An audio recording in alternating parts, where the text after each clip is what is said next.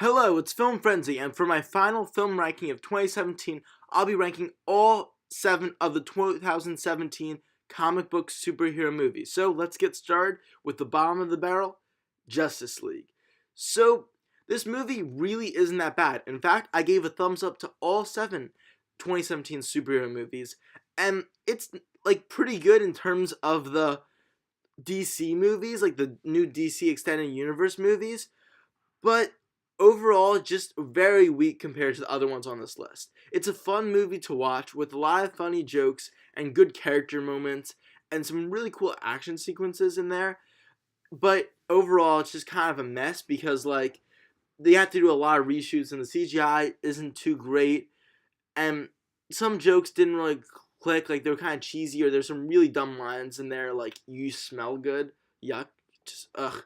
And like there's some, it was pretty predictable and just like kind of your average superhero plot. It even had a blue sky beam and a really CGI stupid villain.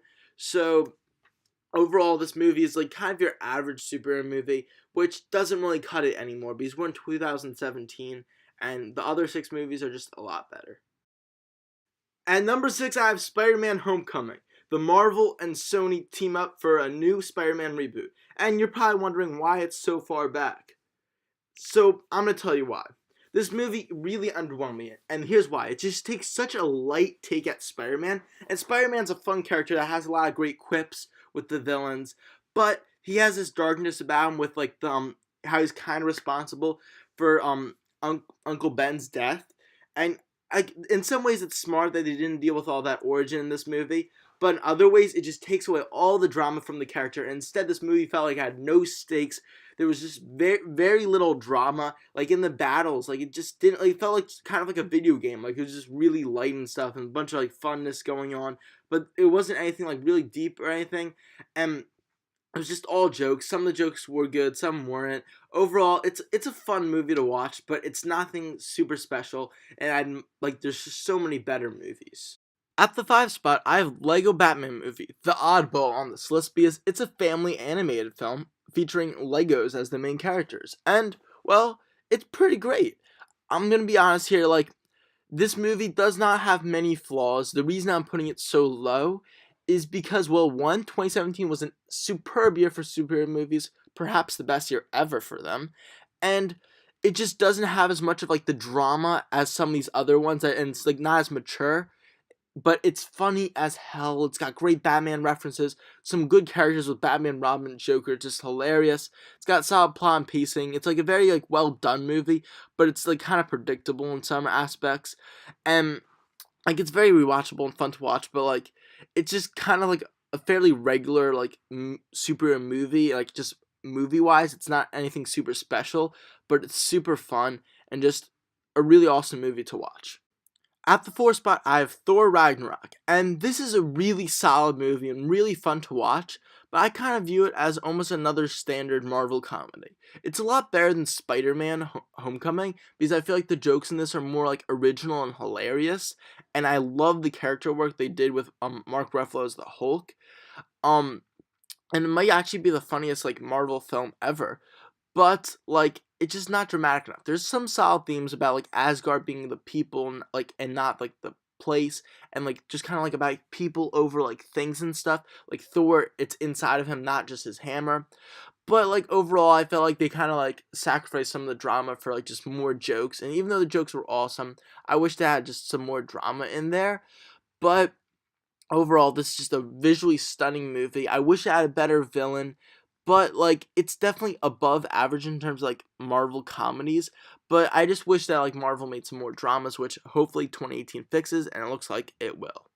I now enter the top 3 with Wonder Woman, which I think is the best DC movie of all time. And so this top 3 is really great. All 3 of these are great movies. You're probably thinking, oh, Wonder Woman is too far back. But this, I actually love it. It's an excellent movie with a great romance. It kind of harnesses that like Captain America, the first Avenger, like aspect of the movie, but it has great acting between Chris Pine and Gal Gadot. The cinematography is absolutely beautiful, like contrasting Themyscira with like London. The war scenes, especially the No Man's Land scene, were just spectacularly shot. Um, Overall, this is a super awesome movie with a great theme on like people being a mixing good and bad, and like it's what they like choose to be that like decides them.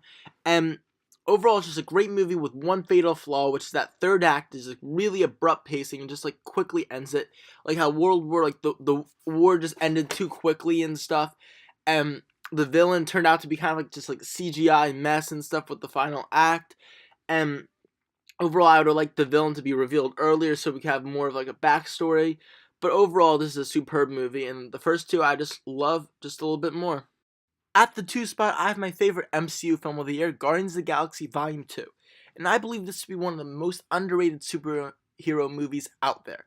Because so many people are like, oh, this is just like the first Guardians of the Galaxy, but just not nearly as good because it's, the same thing. But I completely disagree. I slightly prefer the first Guardians, but this movie is completely different because it's way more character based and just really about like just the characters and like the development instead of like all the worlds that they span. So like that kind of hurts. That I felt like they spent almost the entire time on Ego's planet, so the pacing was a little bit off, and like some of the jokes do get a little goofy at times. It's not nearly as original as its predecessor, naturally. But overall, this movie has great character development, especially with Peter Quill, and like, and then his dad, who, spoiler alert, Ego is a great twist villain, one of the best MCU villains out there. I really love the villain in this. And overall, this movie just has a great theme about like who your true family is and stuff.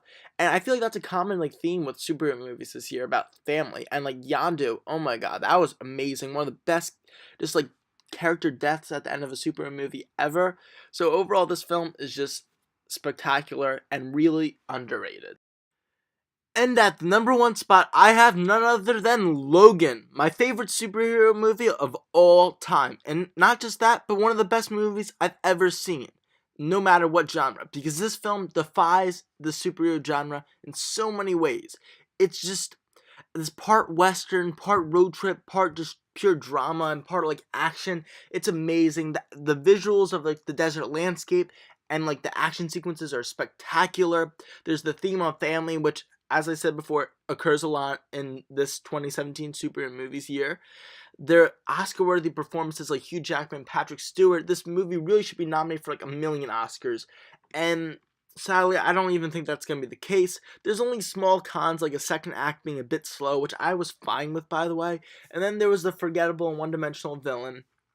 But I thought that was okay because like if they spend more time developing him, they'd have less time to work on the main character arcs for all the heroes. And I love how they give all the main heroes like character arcs, like Caliban and like the X-23 and Logan and Professor X. Overall, this movie is just spectacular. Go see it if you haven't.